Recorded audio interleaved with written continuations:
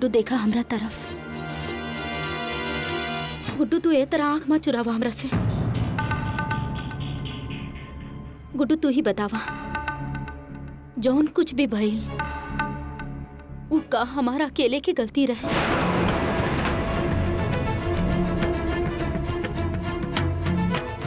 ना ना, फिर हम अकेले ये सब काहे बर्दाश्त करी? बोला गुड्डू, जवाब दा, जवाब दा गुड्डू।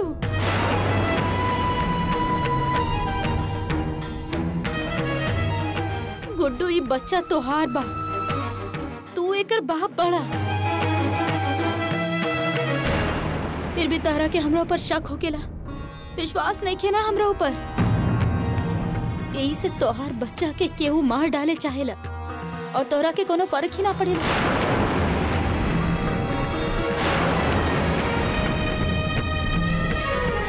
काहे कि तू भी ये बच्चा से नफरत करेला। कब बकवास करता हूँ? हम काहे नफरत कर? हाँ, काहे कि ए बच्चा के कारण रुंझू ने घर के छोड़ के गइल बाड़ी, यही से।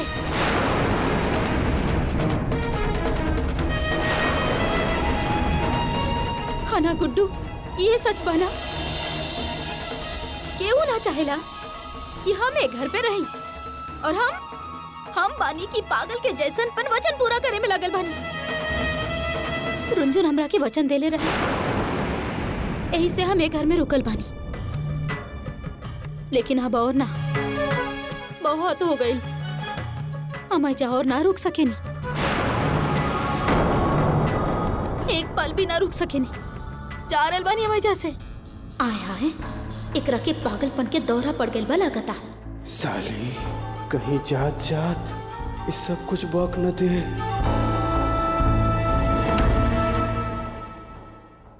अबे नौटंकी, अबे जा ही रहल बाड़ू तो अपन सामान उमान भी लेते जा। जब हम एक घर में अपन बच्चा के पहचान छोड़ के जा रहल बानी, तो एकर बाद हमरा पास और रह ही का जाला। एक घर से ले जाए खातिर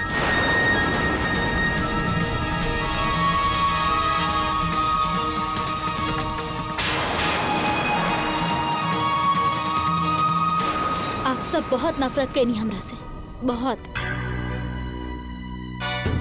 हमरा वजह से जौन भी तकलीफ उठावे पड़ल बा आप सबके, ओकरा खातिर हम आप सबसे माफी चाहतानी। माफ कर दी हमरा के।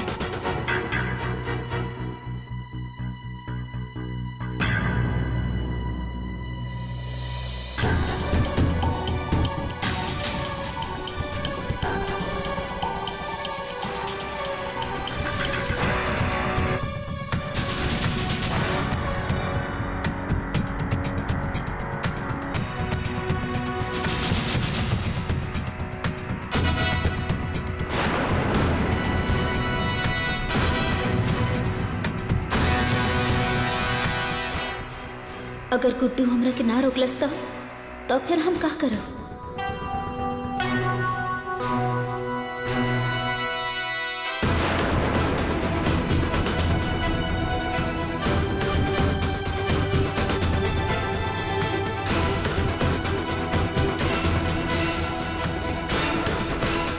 गुड्डू, रुंझुन मिली है तो ओकरा से हमरा तरफ से माफी मांग लिहा। ओकरा से कहिया कि हम ओकर वादा पूरा ना कर पैनी। हमें बच्चा के ए दुनिया में ना ला पाई। अरे ये कैसन औरत है? ऐसा नहीं कहा जात।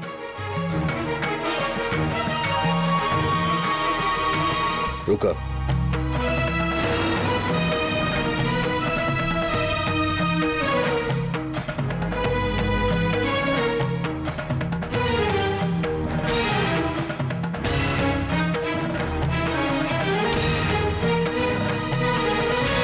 तोरा कहूँ जाए की जरूरत नहीं है, तू यहीं रुक सकेलू। ई लगल तीर निशाना पर, ई दाव आखिर काम कर ही गई।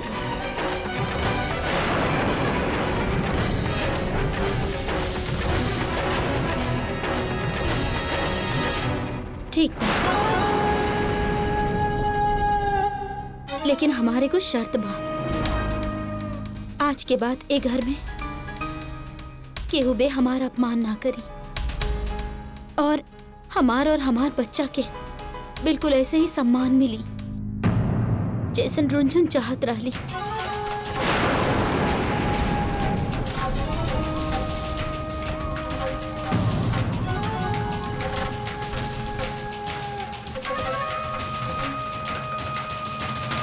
मंजूर बा हमके,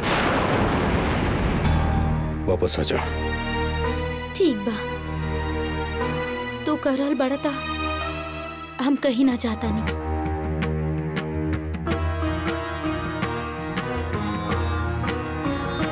ओ गुड्डू, तब से ही सब सुन सुन के ना हमरा के बहुत थकान हो गइल बा।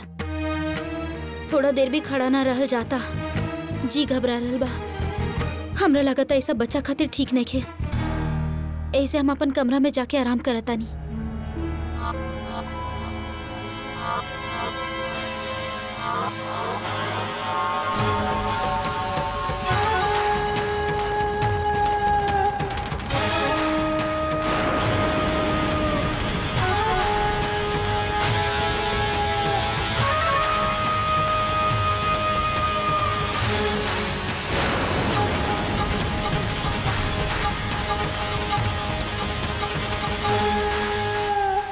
अम्मा, तू कमरा में जा, कुछ समय खातिर अकेला छोड़ दो। हम अच्छा से जानता नहीं हम क्या करता नहीं।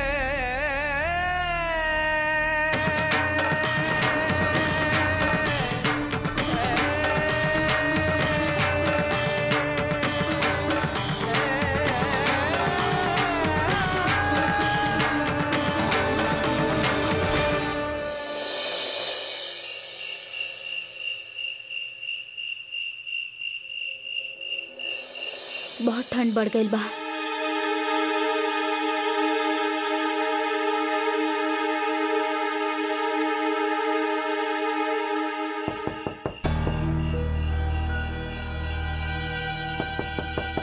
ए वक्त के बा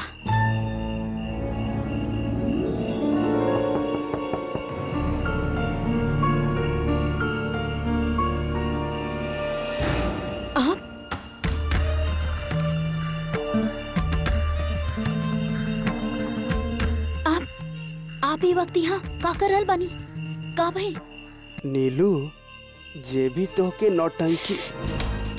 नौटंकी कहेले ना, बेवकूफ हो बेवकूफ। अरे तोहके ना फिल्म में खलनायिका ना सुप्रीम कोर्ट के वकील होवे के चाहिए। अच्छा, ये कहे आयल रहनी आप?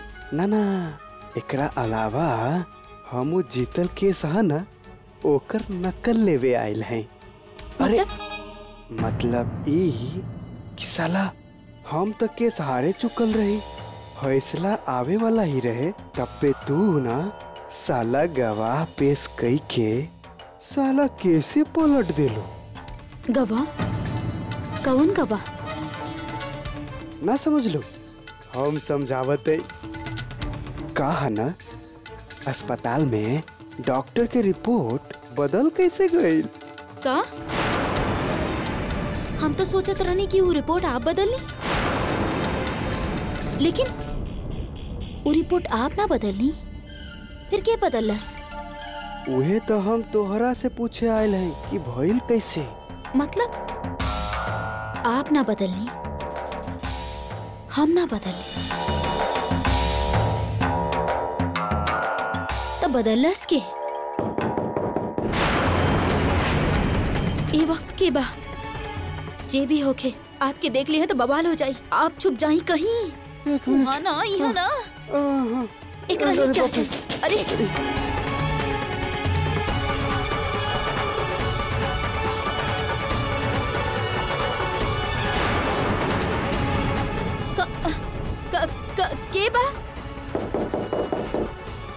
के बा?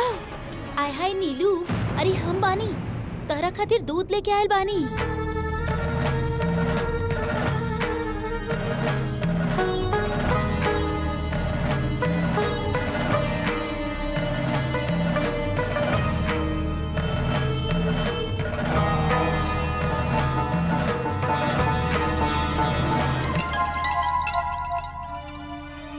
आय हाय विष्णु, तू ई कौवा की तरह कौन सा दाना पे चोंच मारे आयल बड़ा? हाँ? मिट्टू भाभी आप भी ना।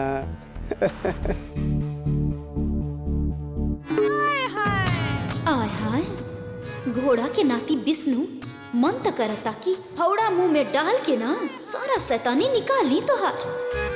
आय हाय विष्णु, अरे तू घोड़ा के नाती तबाड़ा ना कि तरह के बात समझ में ना आवला, लेकिन अगर तरह के यहाँ केहू देख लेलस ना तो सारा के सारा भांडा फूट जाई। अरे मिट्टू भाभी, हमके एगो बात समझ में ना आई, ये नीलू के पेट में तो कुछ गड़बड़ है ना, तब फिर साला रिपोर्ट में गर्भवती कैसे हो गई ना? आय हाय, तू लोगन ना अपन खोपड़ी ज्यादा मत खपाबा। वो रिपोर्ट हम बदल ले रानी। आप बदल ली? आय हाय, जब डॉक्टर रिपोर्ट लेके गईल रहली तब।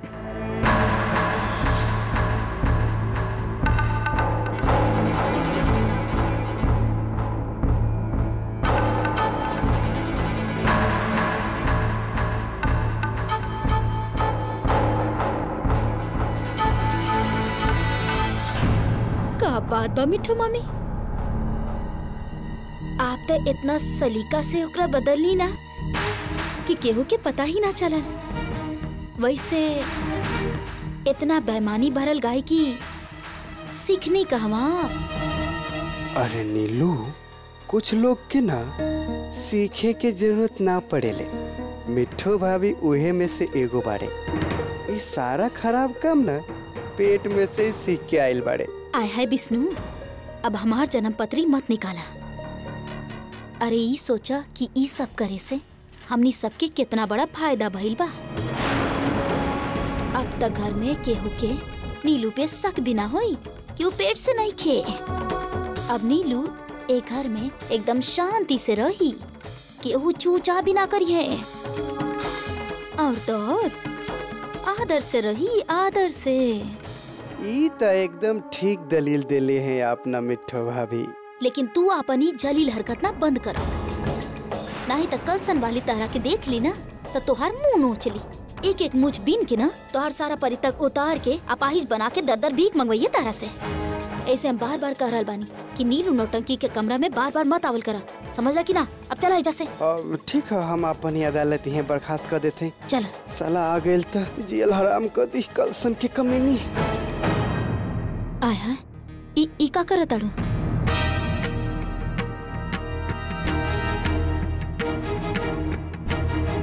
बहुत बहुत धन्यवाद, आपके हमरा ऊपर बहुत बड़ा उपकार बा। आय हाय नीलू, हम कोनो साधु सद्वैन तो बानी ना, तारा के उपकार लागता, लेकिन मिट्टू पांडे परोपकार खातिर पैदा ही ना भइल बाड़ी। हम जौन भी करतानी ना आपन मतलब के खातिर करतानी।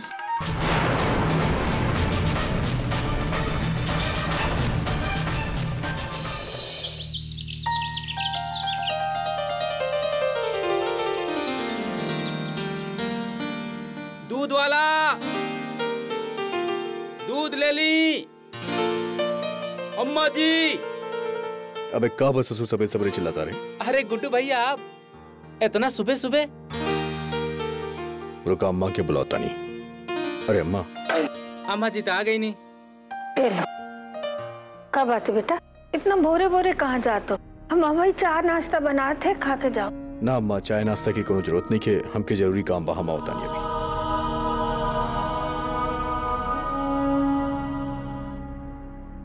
गुड्डू भैया कुछ परेशान लागत हुए।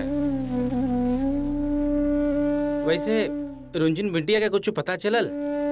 नहीं भैया, अभी तक नहीं। हम तो भगवान से यह मांगत हई कि रुंझुन बिटिया जल्दी घर आ जास। हम चलत हई अम्मा, प्रणाम।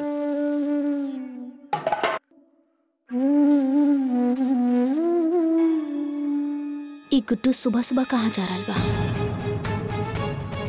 रुंझुन के ढूंढे। हमरा के गुड्डू के दिमाग में धीरे धीरे ये बात बैठावे के हुई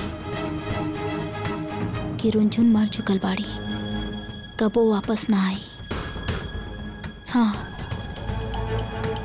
तबे हम गुड्डू के पास सकब। ई ललिता निवास के जोन गीजर बनबे बहुते लतखोर बा।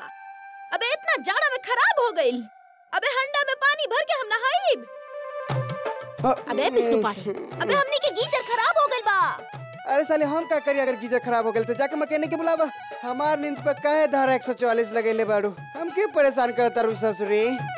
अबे विष्णु पाड़े, अबे हम तरह के परेशान करतानी बे। दहेज दे के ना हमार बाप विदा के ले रहली। अबे हम ना तोहर घरवाली बनी कोनो नौकरानी नहीं की। अबे विष्णु पाड़े, अबे गर्जे के बाद ना बसा। हाँ, काहे रे ससुरा हमरा से बहस करताड़ा। कलसन की कमीनी आज हम तो। अबे विष्णु पाड़े के ऐसन दुर्गति बनाए न बे कि हमार बाप कलसन के ग्राम प्रधान भी ना पहचान पाई है।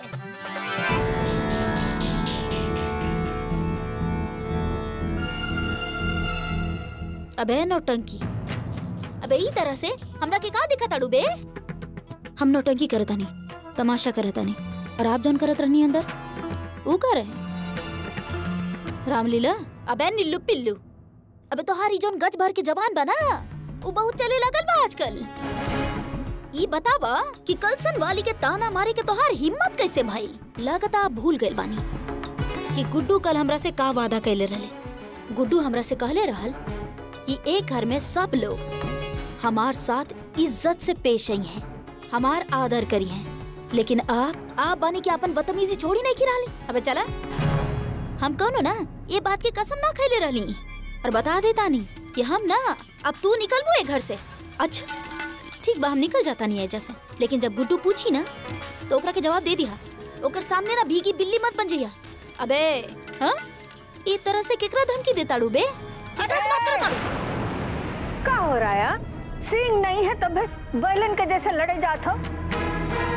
नीलू, ये तो आदत से मजबूर हो, लेकिन तुम खाए खड़ी हो।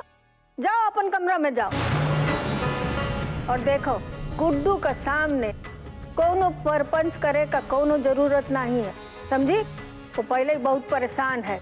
उसका रास्ते का रोड़ा नहीं बनो तुम दोनों। खोजे दो का झुनझुन का। अब देखो लड़े जात है।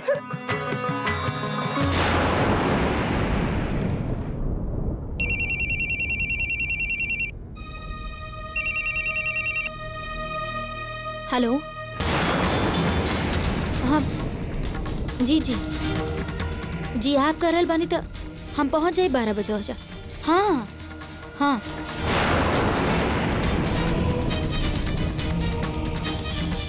ये अचानक राजा बाबू के फोन काहे आ गई? जरूर कोनो खास बात हुई। सेठ जी, आप हमरा के एजा काहे बोले नहीं? ताके पता नहीं के कि काहे बोलोले बानी? तोहरा चक्कर में हम बर्बाद हो गई नी। एक तो तू हमनी के छोड़ के चल गईलू, ऊपर से कन्नौज के बदमाश पप्पू आके हमार नौटंकी कंपनी के तहस नहस कैलस। ऊपर से तू नहीं खू। बतावा केकरा बल पे चलाई हम अपन नौटंकी कंपनी? देखी सेठ जी, आपके भी पता बा कि हम नौटंकी सिर्फ जिए खातिर करत, और जब केहू इंसान कोनो काम जिए खातिर करेला ना तो जरूरी नहीं है कि वो काम हमेशा वो करे। और कभी कभी तो काम से ज्यादा जरूरी कोनो रिश्ता हो जाला जेकरा खातिर इंसान कुछो भी कर गुजरेला। तो आप समझ आए कि हम भी वो रिश्ता पा ले बानी जेकरा खातिर हम सब कुछ छोड़ सके नहीं, सब कुछ। हम आज तक ही ना देखनी कि कोनो नाचे वाली कलाकार घर बसौले होके। सेठ जी, जौन काम केहू ना कैलस उ नीलू करी। नौटंकी में तो हम अपन परचम लहरा देनी, और अब हम खुद के जिंदगी के एको मुकाम बनाई। यही से अब हम आपके साथ नौटंकी ना कर पाई, काहे कि अब हम घर बसावे जाता नहीं। बचपन से हमार सपना रहे कि हम गुड्डू के दुल्हन बने, और अब उस सपना साकार होके के वक्त आ गइल बा। हम तो बस उ पल के इंतजार कर रहल बानी जब गुड्डू पे हमार हक होई और वो हमार अधिकार में। बस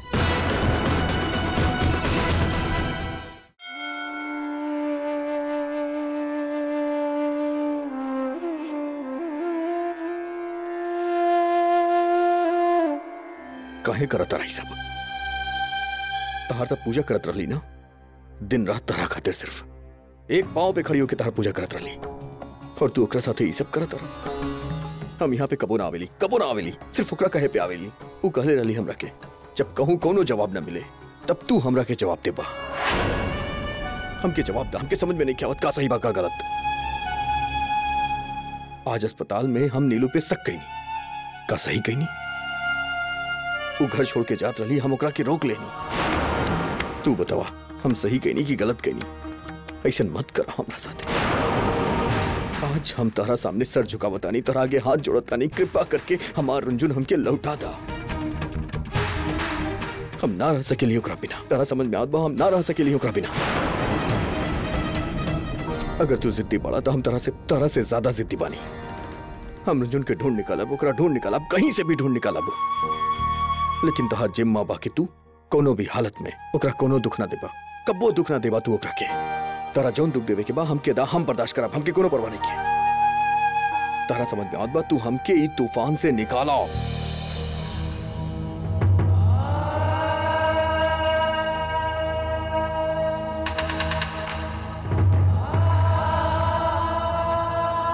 हम जाता नहीं।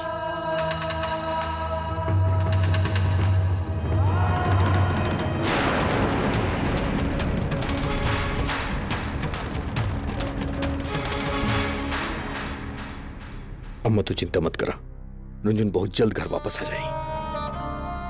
ठीक कहा तो बेटा,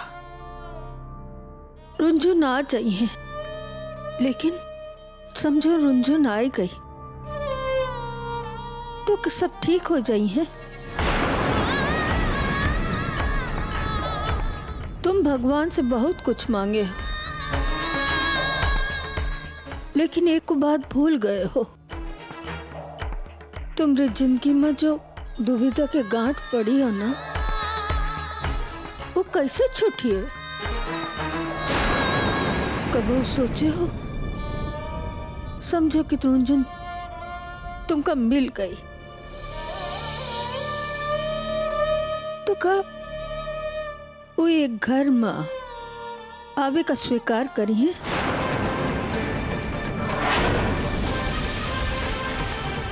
जौन घर में नीलू हो,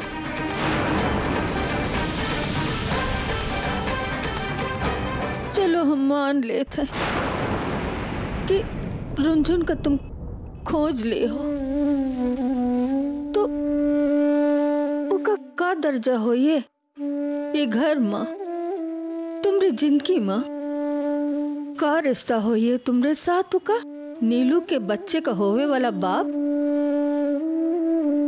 कि रुंझुन का पति?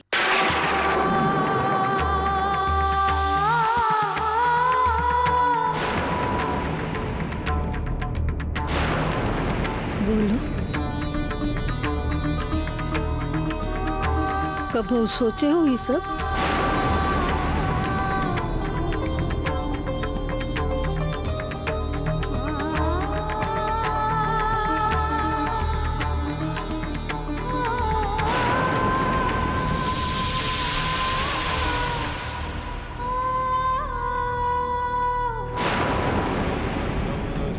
चलो हम मान लेते हैं कि रुंझुन का तुम खोज ले हो, तो उसका का दर्जा हो ये घर में, तुम्हारी जिंदगी में नीलू के बच्चे का होवे वाला बाप कि रुंझुन का पति? नीलू के घर में आपके बच्चा, नीलू के घर में बचावे खातिर हम क्या आपसे दूर जाए के पड़ी? हम नीलू के बच्चे का होवे वाला बाप, नीलू के घर में आपके बच्चा, नीलू के घर बचावे खातिर हम क्या आपसे दूर जाए के ही पड़ी? हम क्या आपसे दूर जाए? हे प्रभु, हमरे बेटिया भागो वाली है, लेकिन ओकरा भाग ओकरे काम नहीं आवत है। वही भाग ओकरे खातिर अभिशाप बन गयो है। काहे रुंझुन का परीक्षा लेत हो? हमरे बेटिया का दुख हर ले प्रभु।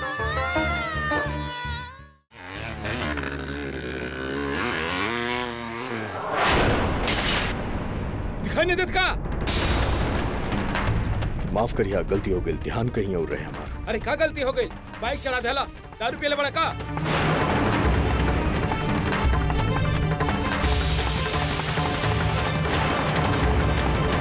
कनीना की गलती हो गई, कोनो दिक्कत बता, डॉक्टर के पास ले चली तरह के। ना जा जा, तू गुड्डू शुक्ला हुआ ना? अरे घर में दूसरा औरत रखले बड़ा, केहू कुछ ना कहल।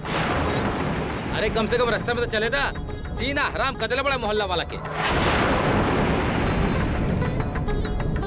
औकात मेरा ससुर, कहा तानीना की गलती हो गई, माना तानीना अपन गलती। एक बार की गलती समझ में आवेला, लेकिन जो बार बार गलती होखेला ओकरा के गलती ना कहल जाला, ओकरा के गुंडागर्दी कहल जाला। तुहार औरत घर से भाग गई बिया था, मोहल्ला वाला के का गलती बा? इन लोग पे गुस्सा काहे उतारत बड़ा? हमार औरत भाग गई बा तो हमें तोहार गलती बा। हम बताओ तनी केकर गलती बा, हम बताओ तनी केकर गलती बा।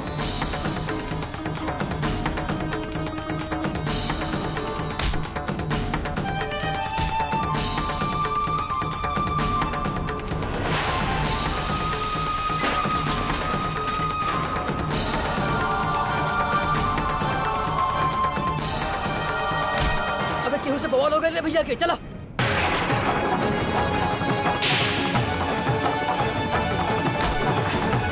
चल जल्दी करा, टीपी चला। चला।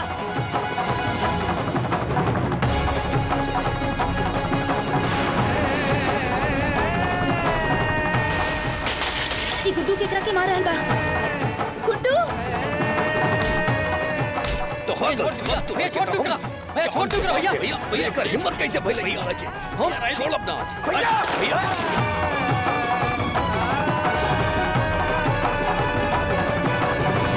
अबे नौटंकी कंपनी, ऐसे कहाँ उड़त जा रहल बाड़ू? ताऊ, अरे कलसन वाली, कोनो गुड्डू अकेले थोड़ी नहीं दुनिया में, केहू और के भी टाइम देले होई। हाँ? आय हाय, अरे कन्नौज के उमराव जान, अरे कहाँ कूद कर जा रहल बाड़ू?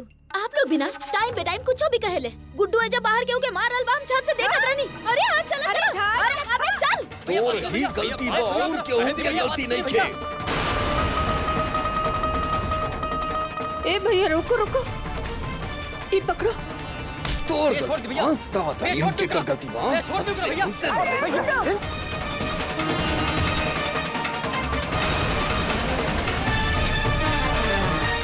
ससुर तोर गलती बा, सब तोर गलती बा। भैया, छोड़िए भैया। जान से मार दे हम।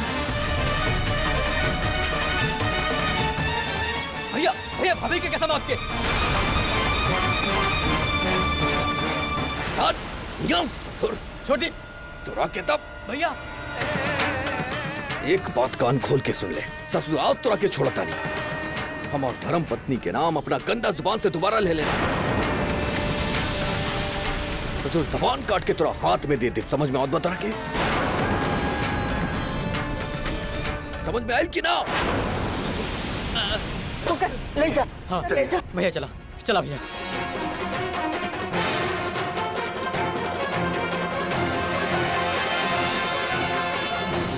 भैया लोग, हम गुड्डू की तरफ से माफी मांगत है, काहे कि बचवा बहुत परेशान है। आप लोग बुरा नहीं मानो, माफी दे दो। ऐसे थोड़ी ना मत, खुदे गलती करा और खुदे मारा भी। हमने एक कीड़ा मकोड़ा है जका है ना, देखा कितना मर ले बा, मुंह फोड़ दे ले बा। लेकिन ये गुंडा लोगों के मुंह क्या लगे? एक शरीफ आदमी बोले तो मार खाए और ना बोले तो काटा जाए। हाँ सही बात बा, सही बात बा। नौटंकी वाला के घर में बैठे बाड़ू और ये रुंझुन के कोना आता पता नहीं के, और ये बदमाश से मुंह लगे तो के लागे। हाँ सही बोले, बराबर है। आप अंदर चलिए, वरना ये लोग तो कुछ न कुछ कहते ही रही हैं। लाइन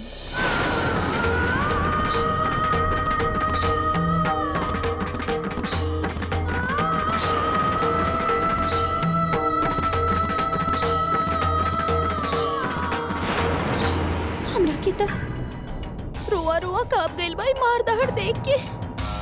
कहीं गुडुआ के पता चल गई कि हमने लोग गुडुआ के सारा जायदाद अपना नाम पे करवावे चाहता नहीं, और फिर गुड्डू और नीलू के एक घर से बाहर फेंकवाए के रुंझुन पे अपन कब्जा बनावे चाहता नहीं। तो गुडुआ हमनी लोगन के का करी? ई कबो सोचले बड़ा। अरे मिठो भाभी उहे तो सोच रहा है, अगर गुड्डू के ई बात के सुराग मिल गई कि नौटंकी नीलू आपन नौटंकी कंपनी छोड़ के ई घर में नौटंकी करतिया, मतलब ओकरा पेट में बच्चा ना मक्कारी के आगा, और ये बात हमनी सबके पता, तो मिठो भाभी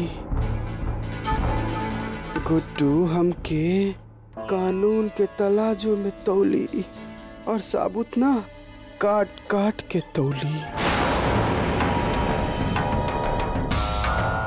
का करी?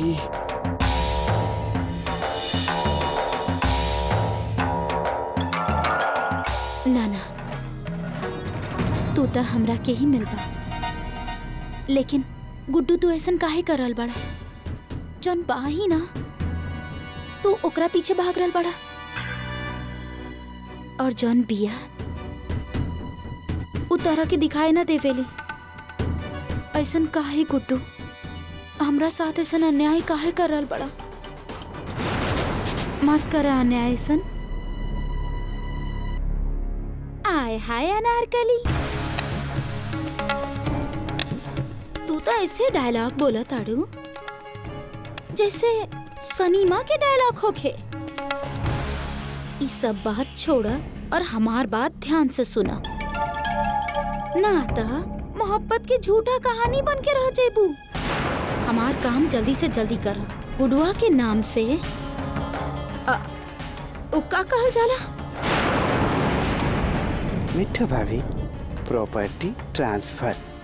आय हाय, हम ये कहे चाहत रहनी, गुडुआ के नाम से सारा प्रॉपर्टी हमनी लोगन के नाम पे ट्रांसफर जल्दी से जल्दी होके के चाहे।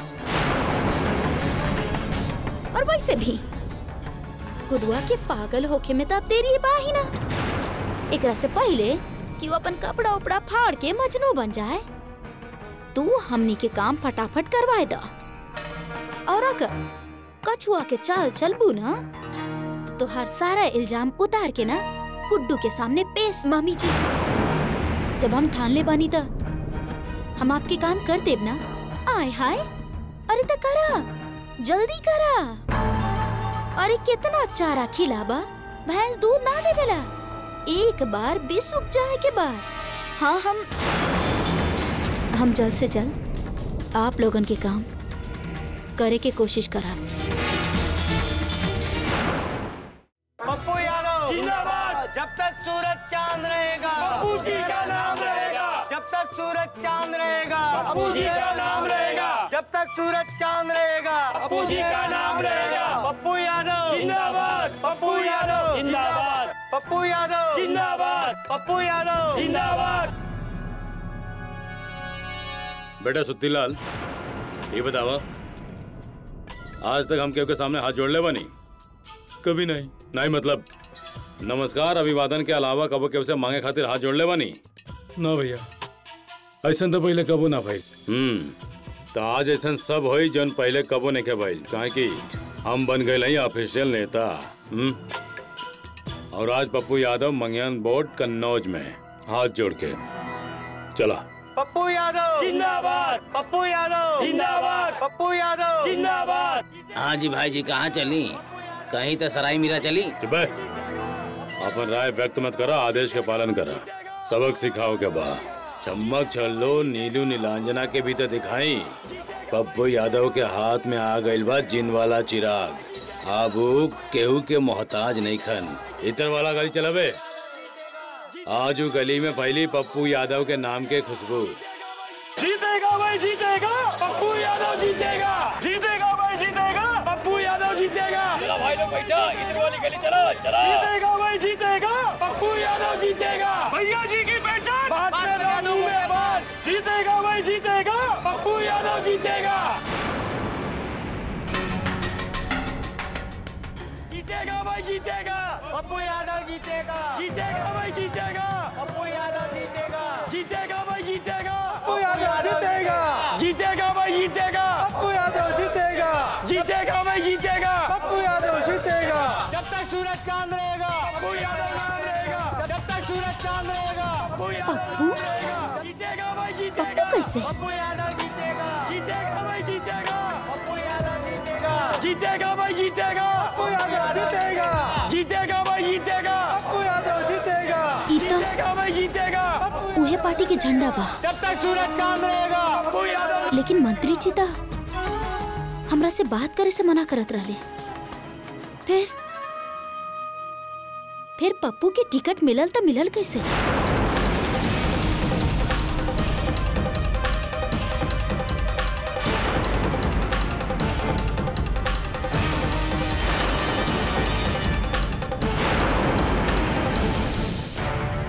पप्पू भैया जिंदाबाद। जिंदाबाद जिंदाबाद। पप्पू भैया जिंदाबाद। जिंदाबाद जिंदाबाद।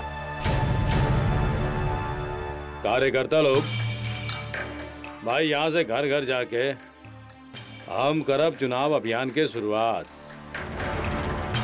तो कहा जनता के भी पता चलेगा चाहे कि जरूरत पड़े पे पप्पू यादव केहू के घर में घुस सकेले, मतलब जा सकेले। तो हम जो हा अपन चुनाव अभियान की शुरुआत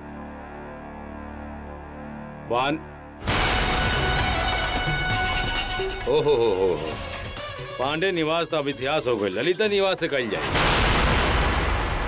यहाँ से शुरू हो गया हमार जमीनी अभियान।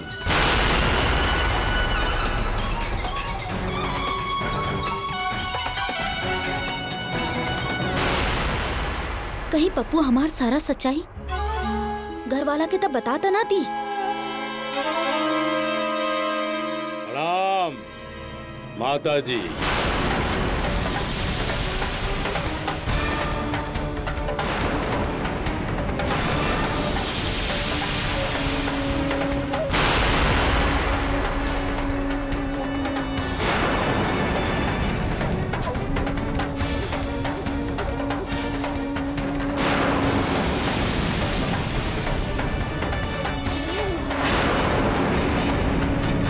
पप्पू यादव यहाँ का लिए आए हो? पप्पू यादव के करबद्ध प्रणाम स्वीकार करी माता जी और आशीर्वाद दे के हमके कृतार्थ करी। वो कहा कि आशीर्वाद और दुआ दोनों बहुत बड़ा चीज है। समझ ली कि पारस पत्थर मिल जाओ तो भाग्य बदल जाला, और वही के दम पे तो हम चुनाव में खड़ा बानी।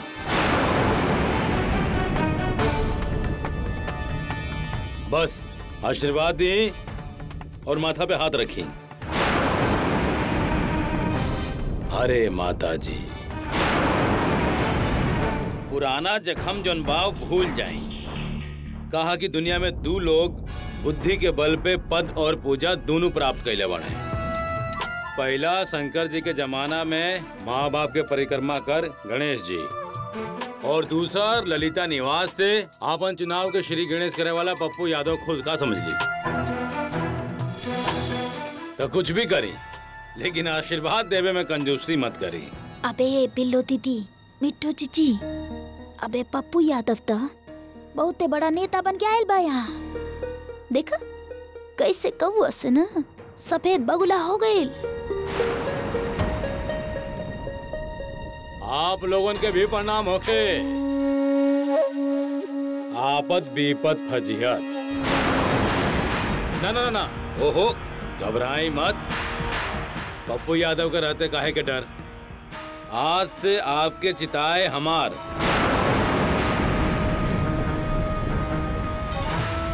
नहीं, चिंताएं हमार।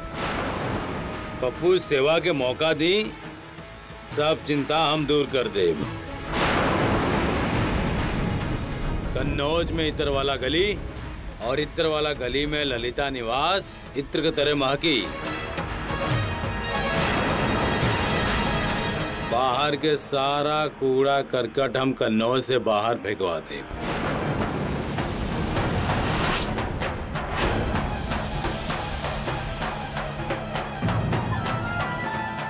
क्या समझ लो? तो आपन आपन मत हमरा के दी, फिर देखिए हम क्या करत हैं। जय हिंद, जय भारत, जय माता दी।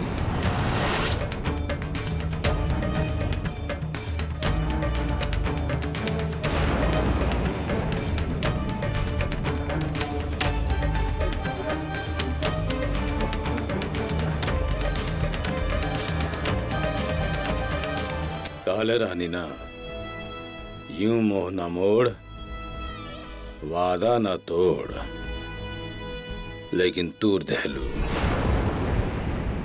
अब देखा तुहार एक एक जोड़ हम कैसे तोड़ तोड़ के अलग करत हई।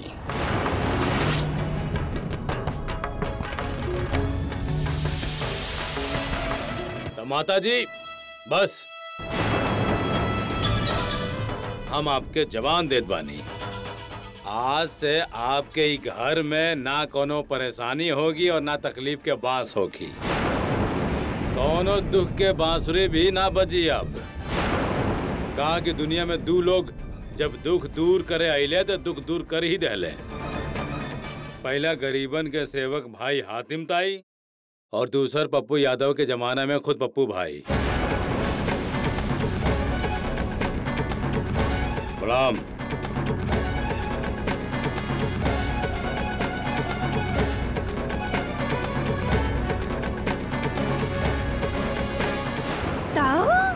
अरे मिट्टू दीदी कलसन वाली, हाँ?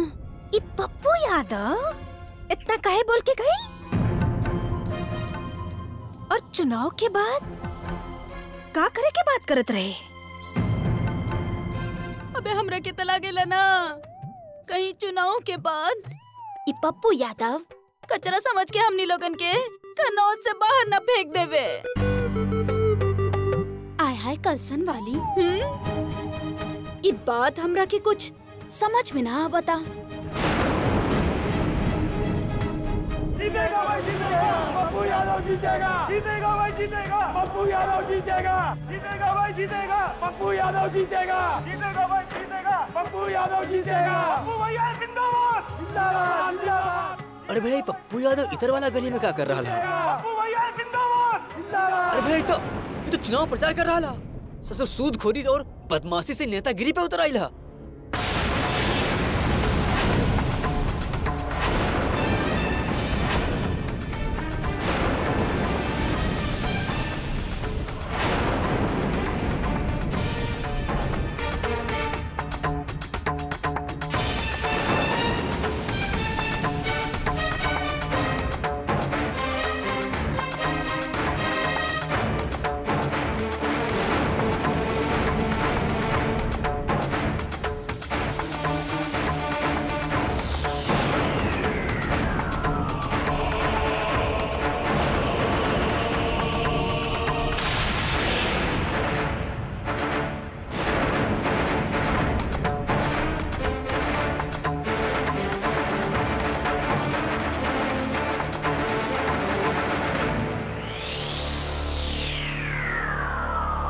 क्या बात बा गुड्डू भैया, बड़ा अस्त मस्त नजर आत बानी, सब ठीक तो बा? अरे भैया भैया बात तो सुनिए भैया। 24 घंटा के समय दे ले रहनी तो रखे, 12 घंटा तोर खत्म हो चुकल बा। कहीं ऐसा तो नहीं कि खुद भी उड़न हो जे भी। भैया भैया छोड़ दे भैया। हाँ गुड्डू भैया, अब आपके हमारे काम करे का तरीका मालूम नहीं है, एक खातिर आप ये तरीका का बात करत बानी। अपन फालतू बकवास बंद कर और साफ साफ मुद्दा पे आओ। का पता चलल तोरा के तोर जासूसी से? बता ना तब। अरे भैया छोड़ दे भैया। मिलल बा भैया, सुराग मिलल बा, अब हमके बताओ तो देबा। का सुराग मिलल? अबे वो कहो तो सुन ले हुक्म आप लोगन कि घर का भेदी लंका ढाए। आपके घर लंका नहीं खे, लेकिन घर में कौनो भेदी बा।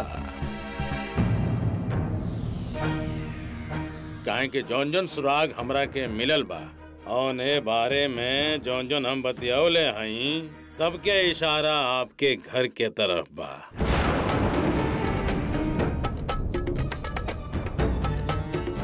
इस दावे के साथ हम कह सकीले कि आपके धर्म पत्नी के अगवा होखे में कौनो ऐसन आदमी जरूर बा जौन आपके बहुत ही करीबी हा।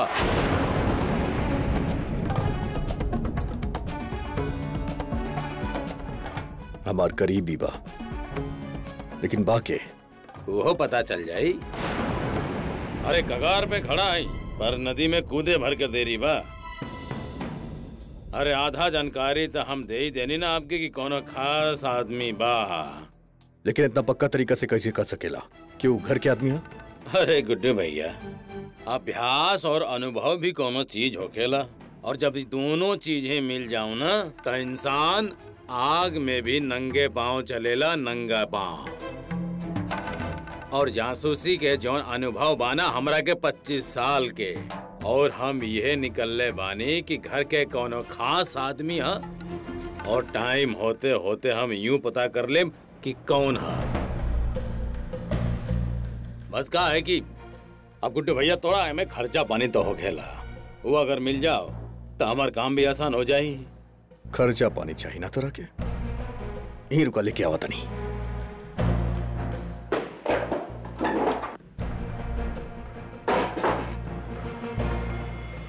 रखा, जितना पैसा रहेगा लम्हे सब तोरा देनी, जितना मंगबा उतना पैसा देव तोरा के, लेकिन रंजुन के ढूंढ के लावा, कहीं से भी लावा, कैसे भी लावा, हम क्या ना मालूम। और अगर ना ला पैला ना तो हम के बता दिया, तो हम तोरा के बताई कि हम तोरा साथे का कर सकेली। चिंता मत करी गुड्डू भैया, आपके धर्म पत्नी के पता जरूर लागी। जय माता दी। भैया हमके तो लग रहा है मामा मामी कुछ खेल खेल रहा है। भैया हमारा मतलब है कि हो ना हो, लेकिन ई लोगन के पता है कि भाभी कहाँ पर है।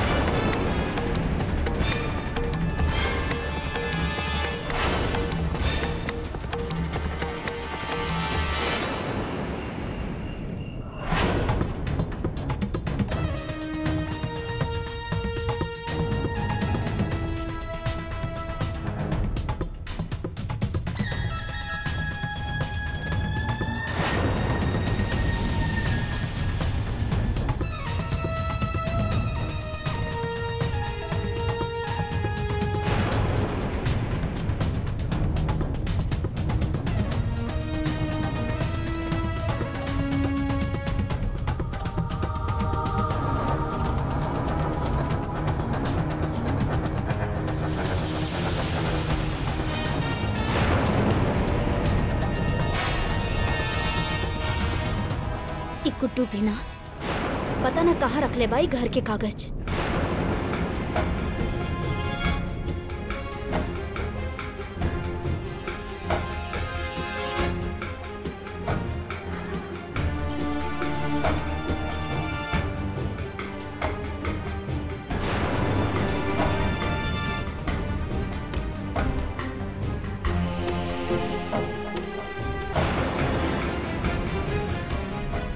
तो कमरा में नहीं है, कमरा काहे बंद है?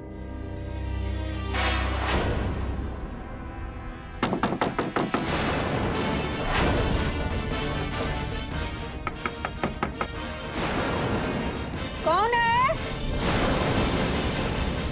अंदर? कौन है? अरे गुड्डू के कमरा में कौन है? बोलो।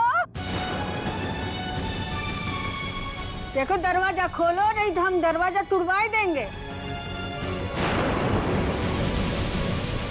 कौन हो सके? अम्मा जका करल बड़ी।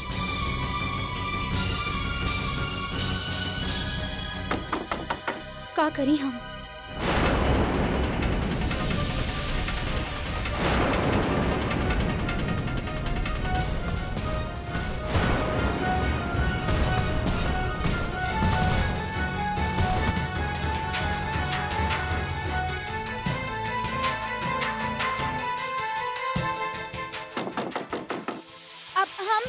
नीलू अम्मा जी।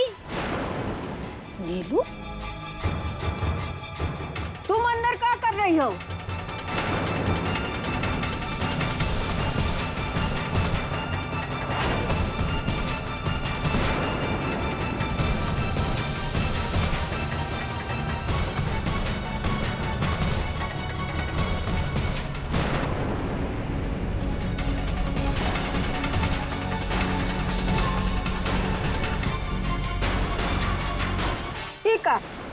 भीग कैसे गई तुम? वो अम्मा जी, हम गुड्डू के कमरा में पानी लेके आवत रहनी ना, तब पलंग से हमार पैर टकराइल और पानी हमरा ऊपर गिर गई और साड़ी पूरा गीला हो गई। तो हम सोचनी कि कुछ देखे एकरा से पहले हम साड़ी सुखा ली, ऐसे दरवाजा बंद करके हम साड़ी सुखावत रहनी। गुड्डू का कमरा में आने का क्या जरूरत है तुमका? हाँ, कहे थे ना।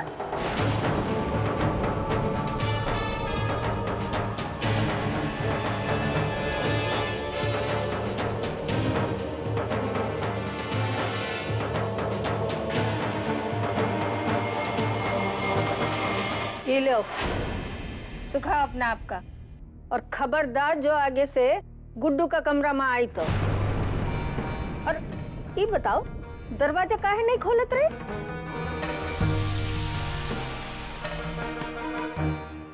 ओ अम्मा जी, हमरा के सुनाई ना देलस।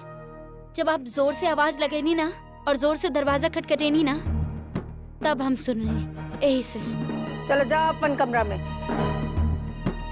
और दोबारा ऊपर आना नहीं। रुको।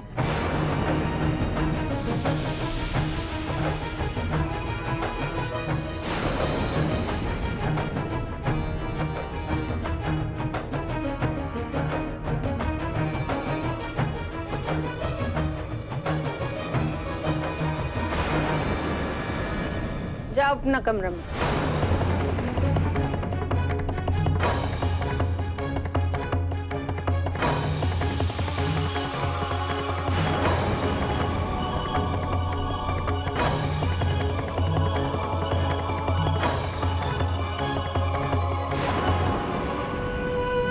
अच्छा भैया, हम निकलते हैं फिर। कहाँ निकल बा? भैया खाना खा के हम आवाज नहीं।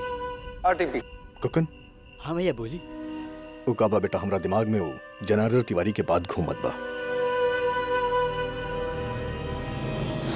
घर में कोनो भेदी बा, और हम दावे के साथ कह सकीले कि आपके धर्म पत्नी के अगवा होखे में जरूर कोनो ऐसा आदमी बा जवन आपसे जुड़ल बा और आपके बहुत करीबी बा।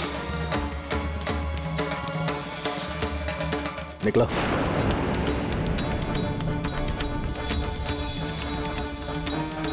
कॉलेज के बाहर तारा जेकरा ही घर में लावे के बाद लावा, हमके कोनो फर्क ना पड़ेला, हमके कोनो फर्क ना पड़ेला। लेकिन तू ही घर से ना जाइबू, बात समझ में आवत बता के। तू यहाँ हमरा साथे रह। तू चाहता रू तोहार मामा आए, तोहार मामी आए, केहू भी आए, हमके कोनो ले देवे के नहीं है।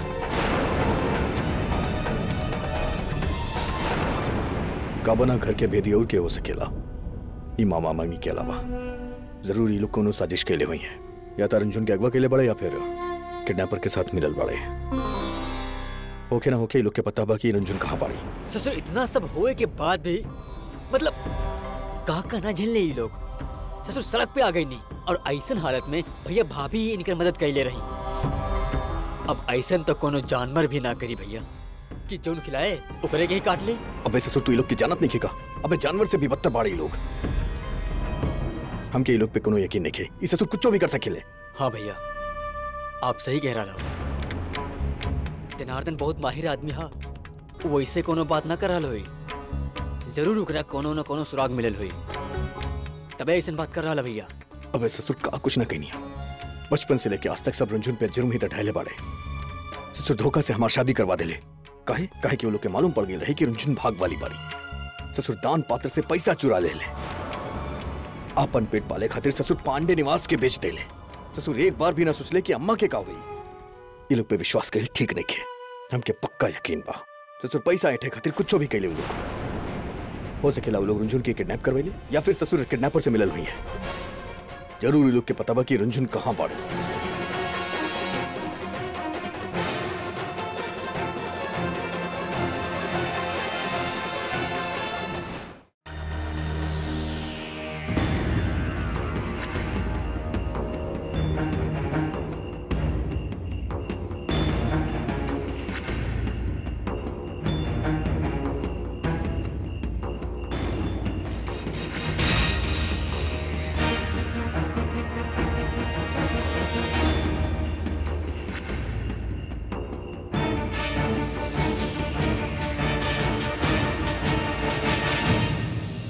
पान खिलेबे भैया? दुकान बढ़ावे जात रहनी भैया जी। अब आप कह रहे हैं तो एगो पान के हक ता बनेला ही। तो का बात है भैया, तब लगा देगो भैया का पान। देखी कब फर्स्ट क्लास पान बना के खिलावत हैं आपके। और थोड़ा डाल दिया पेपरमेंट गुलकंद वगैरह वो कायदे से। ऐसन पान बनाई कि हफ्ता भर तक होठन से लाली ना जाई आपके। लाली रह जाई होठन पे या फिर आपके याद भी आए? मतलब ये कि कोनो किस्सा भी सुनावा कि ताकि आपके याद लेके जाई हम। कहाँ के हमराय वाला हैं हरदोई के, अब आपके कन्नौज में घूमे आयल हैं, तो यहाँ के कोनो ताजा तरीन घटना सुनावा, कोनो यहाँ के शख्सियत के बारे में बतावा, कोनो ऐसा बात बतावा कि बस मजा आ जाओ। मतलब हम समझ ना पाईनी आप सुने के का चाहते हैं? अरे मतलब कि अरे दोपहरिया का देखा जुलूस निकल रहा है ना, कितना बढ़िया जुलूस रहा है। अब कोनो कन्नौज के आपके नेता वेता रहले, नाम ध्यान नहीं किया, कहा नाम रहे, बड़ा भला नाम रहे। अच्छा पप्पू यादव की बात कर रहा हो? हाँ यह तो हूँ, कहा बात बा। अच्छा भैया, बड़ा लोग के बड़ा शान होखेला, काफी कद्दावर नेता मालूम पड़ता है। काहे के बड़े आदमी? अरे एक नंबर के गुंडा हा। क्या बात करत बड़ा? अरे किडनैपिंग करावेला है, लोगन के बहु बेटी उठवा लेवेला। अरे जेकरा से भी पूछो यह बताई के कैलस? पप्पू यादव कैलस। अच्छा, अरे फिरौती और अपहरण के काम बा ओकर। लोगन के ब्याज पर पैसा देवेला और फिर ओकर घर और जायदाद नीलाम करवा देवेला। अबे महीना 2 महीना पहले की बात बताई, ये ललिता निवास के भी नीलामी ना उहे करवैले रहे। नीलामी? एगो बात बताई, केहू से कहिया ना।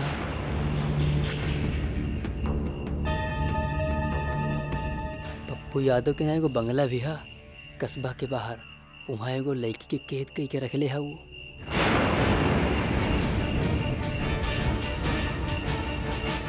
पप्पू यादव के तब भाग खुल गई देखत ही देखत।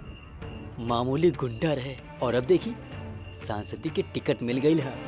पहले 2-4 लड़के ओकरा आगे पीछे घूमत रहे और अब देखा कितना सारा लोग घूम रहा है। पता ना कौन भाग के चाबी मिल गई है कर, जोन ताला में फिट हो गई। मतलब पप्पू यादव गुंडा रहे?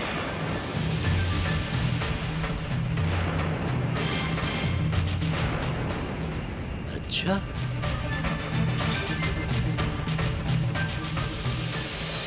चलो चलो। अरे यार, अब एकदम काम पट्टी बांध देला बड़ा। चलो बेटा, अरे भैया पट्टी तो खोल दा, आँख से लौकत नहीं कुछ दुखाता। भैया आँख से पट्टी तो खोल दा, अंधा बना देला बड़ा।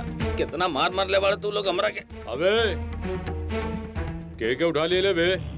भैया जी, इस ससुरा गुडवा से वादा कैले बानी कि 24 घंटा के अंदर अंदर ओकर धर्मपत्नी के बारे में पूरा जानकारी हासिल करके दी।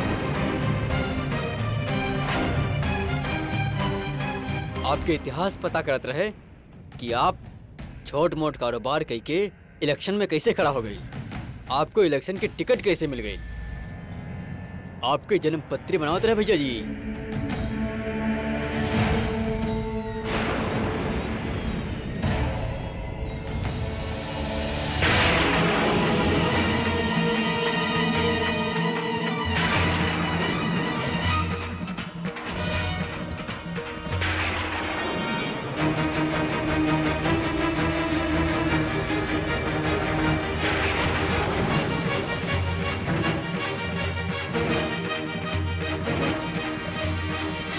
हमके जायदा भाई साहब, हमके छोड़ दो भाई साहब, छोड़ दी हमके।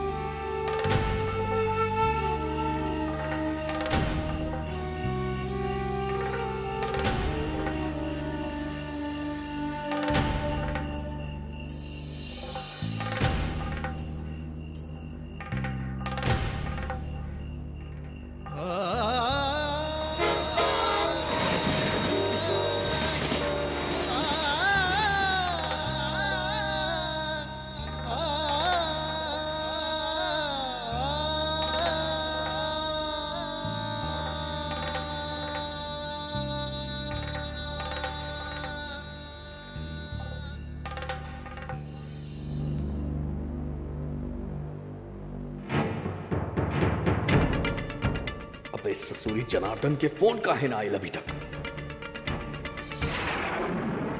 कुक्कन जी, हम का करती? ओ हम तो अरे तू कुछ ना कर सकत रहलू तो कम से कम हमरा के बता दिले हो तू क्यों तोरा के डराइल और धमकाई रहला। लेकिन तू एकर कौनो जरूरत ना समझलू और उठा के दे देलू 3000 रुपया ले जा। कुकन जी हो, दरअसल हम बहुत डर गए नी। हमरा कुछ समझ में ना आवत रहे कि हम का करी। उ झप्पू हमरा के कहत रहे कि ओकरा पास किराया देवे खातिर पैसा नहीं खे और कहलस कि अगर हम ओकरा के पैसा दे देता हूँ तो वो एजा से चल जाई। बस हमरा जौन ठीक लागल हम वही कहनी। का ठीक लगल तोरा के? हां हम क्या कर रहे के खाए के ठेका लेके रखल बानी? हां कुकन जी आप कहाँ जा रहल बानी? जाता नहीं हरामखोर के सबक सिखावे खातिर, जिसे आज के बाद न वो हमार जिंदगी में न हमार बच्चा के जिंदगी के करीब आ सके। आज ही बता देब के ओकर औकात कहा। लेकिन कुकन जी आप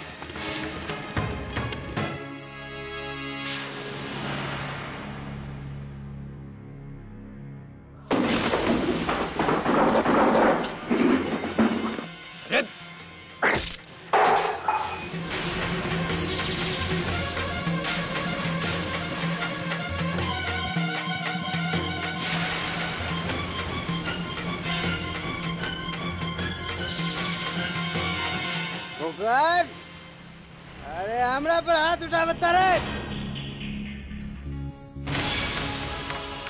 ससुर अभी तो हम तोरा पे केवल हाथ उठेले बानी, अभी तोरा का पीसल बाकी बा।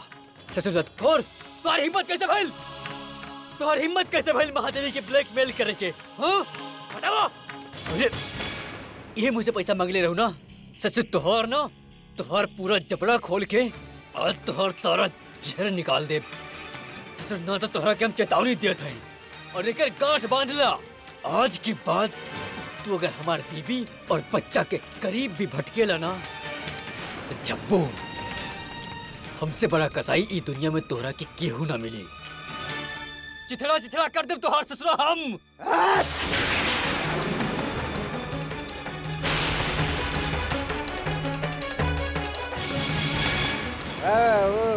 वो जे देवी बिया ना, ओ देवी ना, माँ देवी बिया, माँ देवी। हम ना कहीं रहले ओकरा पास पैसा मांगे। ओ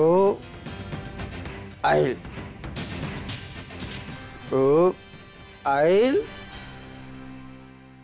हमके बोली, जब्बू जी हम आपसे बहुत प्यार करीले, भाग जाए चाहते आपके साथ। वो तब इस समाज, परिवार, लोग ये सब रोरा बनता। हम समझेली ओकरा, हम कहली कि कुकन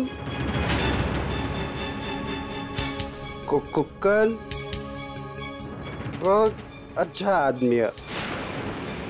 अब ये सब गलत है। तब वो बोले कि आपके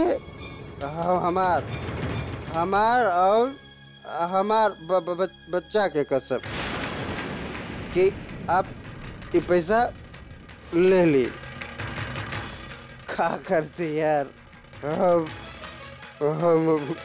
मजबूर हो गई ली, ले ली यार। दोस्त लक्ष्मी केकरा बुरा लागेली।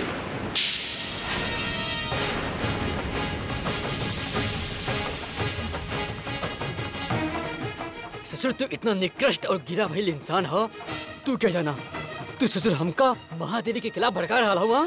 हाँ ससुर हमारे कान इतना कच्चा ना है, समझ लो। मगर तोरा के हम सलाह दे रहा नहीं, अगर महादेवी के बारे में कुछ भी बोलला ना तो जिंदगी भर कबो बोले के लायक ना रहेगा। कुकन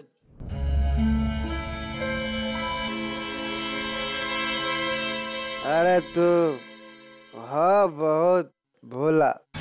अरे तो के पता ही ना कि दुनिया रह ले कुछ और, देखा ले कुछ और, बोले ले कुछ और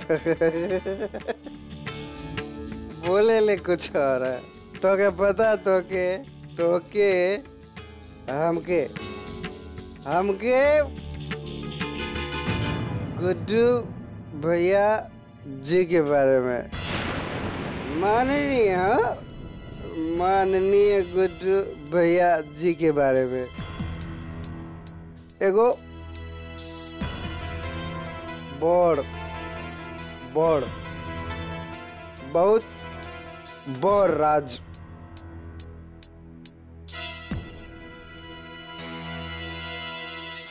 राज मालूम है।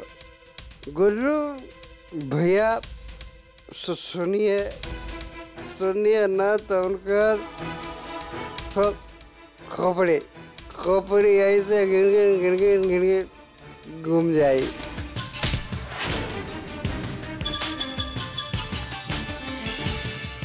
ससुर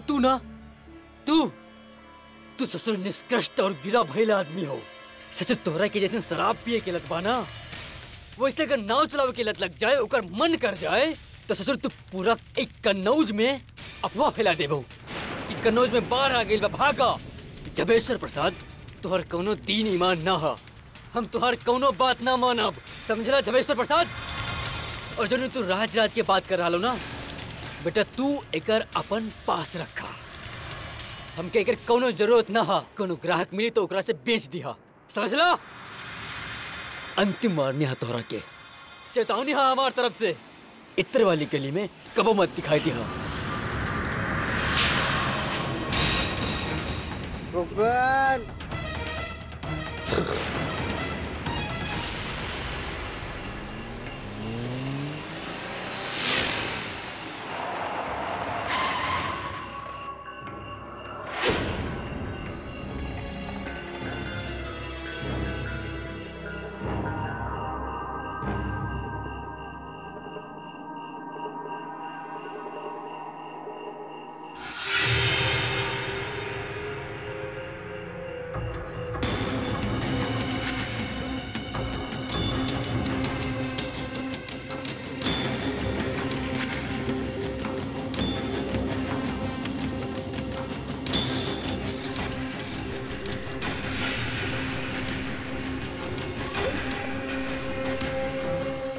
इशारा के अगर समझा तो राज के राज रहे दा, और पप्पू यादव जीतियन उनके खुशी के लहर में बहे दा। लेकिन तो के समझ में ना आयल बेटा। बेटा सुत्तीलाल, चले रहा हमार जासूसी करे, लेकिन इनके नइखे पता कि दुनिया में दो ही लोग ऐसा बाड़े जिनके जासूसी केहू ना कर पाइल। पहला दूरदर्शन के जमाने में करमचंद जासूस, दूसरा पप्पू यादव के जमाने में खुद पप्पू यादव। बेटा एक जेब से फोन निकालो और लगाओ गुड्डू शुक्ला के।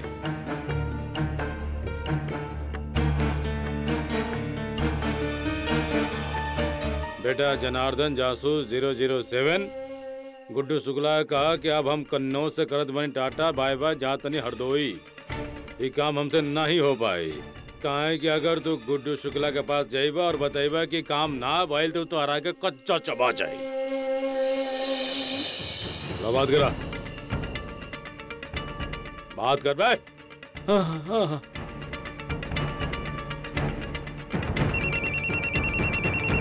जनार्दन तिवारी, हाँ जनार्दन तिवारी, तारे फोन के वेट करता नहीं हम। ससुर तो हर 24 घंटा के समय पूरा हो गए। अब बताओ रंजन कहाँ पड़ी, ना तो मार मार के तार कुछ उम्र निकाल दे हम। बताओ। गुड्डू भैया कुछ भी कहला, हम तो जाते वापस हर धोई। ससुर कहाँ जाइबे हमसे बच के, ससुर जहाँ जाइबे हम के ही पाइबा गुड्डू शुक्ला की। ससुर तोरा के तो हम सुरंग में से खोद के निकाल ले, समझ ले। अब कुछ कहला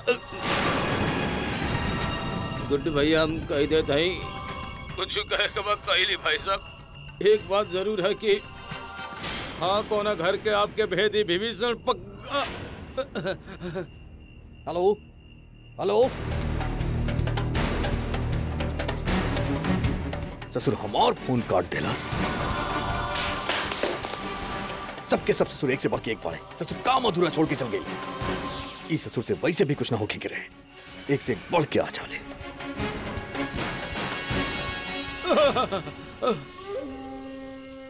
बेटा ही हा और दो ही के रास्ता। भाई बात बतावा, सुनेले बानी वहां के लौंडा साइकिल के डंडा काट के दुनाली बनावेले। खैर बेटा यह कन्नौज अभी खासियत पप्पू यादव कहे कि केहू के फूंक देस तो गोली लग जाओ। बेटा यहाँ से सीधे निकल रहे यहाँ से कन्नौज, ना तो इतना गोली मारम कि डॉक्टर पोस्टमार्टम भी ना कर पाए। क्या समझ लो? और वैसे गिनती तो हमके बहुत आवेला, लेकिन गिनम खाली 10 तक। और इतना गिनती में तू सीमा पार कर जा ना तो हो जाए तार जीवन के तीसरी। का समझ ला? तोहार समय शुरू होता अब। चला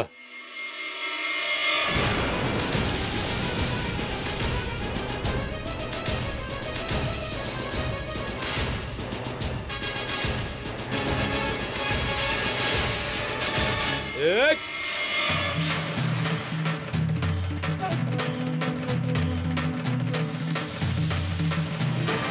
दो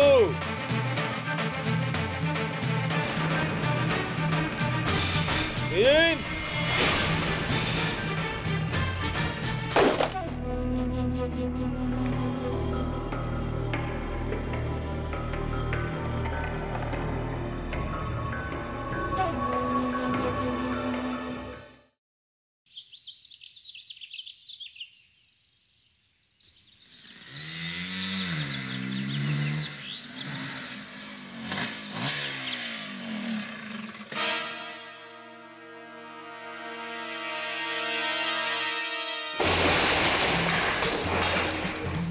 घर में कोनो भेदी बा जवन आपसे जुड़ल बा और आपके बहुत करीबी बा। कहाँ मर गई ससुर पांडे निवास? कहाँ मर गई साले? कहाँ बड़े सबके सब? बाहर निकला। अबे तू लोग के तब कहाँ बड़े सबके सब? ओए निकला ससुर सबके सब यहाँ पे। हम भी तो देखी कि कहाँ बैठल बड़े सबके सब दुबक के। गुड्डू कहाँ वे सब? हाँ कहाँ हमें? काहे गला फाड़ के चिल्लात हो बेटा? क्या हुआ? अरे कहाँ बड़े सबके सब? कहाँ हवे? आज से ससुर सबके खाना पीना बंद। ससुर हमरा खा के हमरा पे थूके ले। ससुर पीठ पीछे वार करे ले। अरे हम तो कहते नहीं गुड्डू, वार तो तू करत बड़ा। ये घर के सामान तोरे से का होगी? अरे कोनो परेशानी बा तब बतावा, ओके हल निकाल जे। ऐसे करे से का होगी? ससुर हम बताई। ससुर तोरा के बताई और तोरा से पूछब भी, समझ ले। गुड्डू काहे बवाल मचाए है बेटा?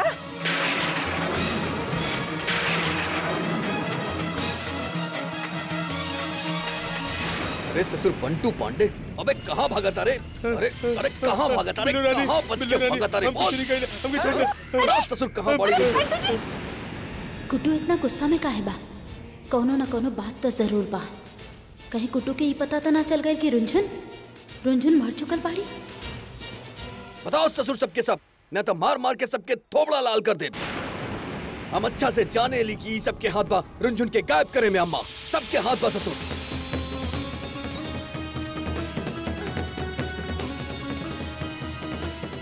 बोला बोला बोला ससुर सबके सब, न तो तू लोग के हलक में हाथ डाल के सच उगलवा ले। हम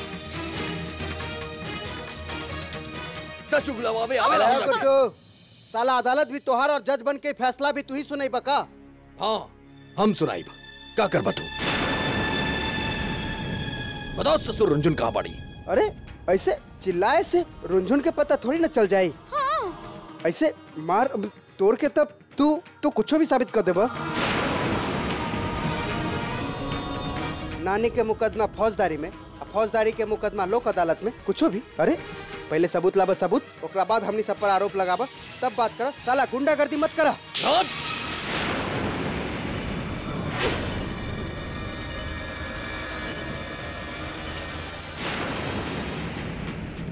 ससुर चार जूता तोरा मुंह पे मारब, सब समझ में आई जाई तोरा के। अरे गुड्डू बहुत हो गई। अरे तू परेशान भरत है के मतलब ही ना, तू केहू के ऊपर भी हाथ उठा दा। अरे हमरा तो तारा शराफत पे पहले से ही शक रहा है। अबे हमरा पे शक कर बे, हाँ हमरा पे शक कर बे। आज तो शक के यकीन में बदल देता नहीं। बताई कि हम का चीज बानी। बताओ ससुर रुंझुन कहाँ बाड़ी? जब तक ना बताई बे जिंदा मार देना, छोड़ो ना तो। अरे गुड्डू छोड़ दे। अम्मा जब तक हमके ना पता चली कि रुंझुन कहाँ बाड़ी तब तक हम न छोड़ा ससुर। बताओ ससुर जान से मार दे। ऐसे कैसे पता चलिए? बेटा छोड़ दे बेटा।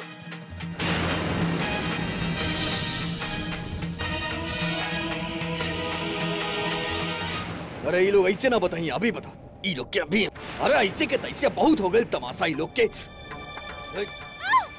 कहाँ बाड़ी रुंझुन? कहाँ बाड़ी रुंझुन? बता रुंझुन कहाँ बाड़ी? गुड्डू ई का भइल? हमने लोगन की काहे का सीट रहल बड़ा? हमने क्यों तोरा के नहीं के मालूम रुंझुन कहाँ बाड़ी? बताओ। अरे कहाँ गुंडा कर दी भाई? बस ससुर बताई कहाँ गुंडा कर दी? बताई तोरा क्या अभी? कहाँ बाड़ी रुंझुन? अरे कहाँ बाड़ी रुंझुन? कहाँ बाड़ी रुंझुन? अरे गुड्डू शुक्ला जी हमने के पता होए नाम काहे ना बताई थी पंटू जी? अरे आप पीछे काहे चुप पड़े? बताई ना गुड्डू शुक्ला क्या? बिल्लू रानी सही कहती। बचाई हमके। बिल्लू रानी सही कहती। बिल्लू रानी के मत मारे ना। अबे बिल्लू रानी के चमचा ससुर। अरे गुड्डू बताओ। अरे हमें सच में हमरा के नहीं पता बे कहाँ बाड़ी रुंझुन। गुड्डू देखा तो बहुत पछताइबा। औरत पर जुल्म करल कानून में भी जायज ना बता रहा। चुप तो रख। कानून के हिस्से के तैसी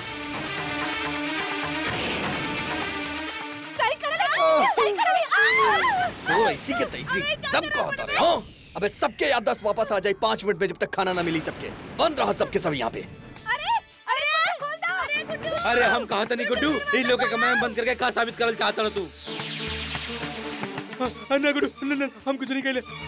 कुछ ना कह लेना तू, कुछ ना कह लेना तू। अबे ससुर बंटू पांडे बराबर तरीके से रखे सबके सब के सब।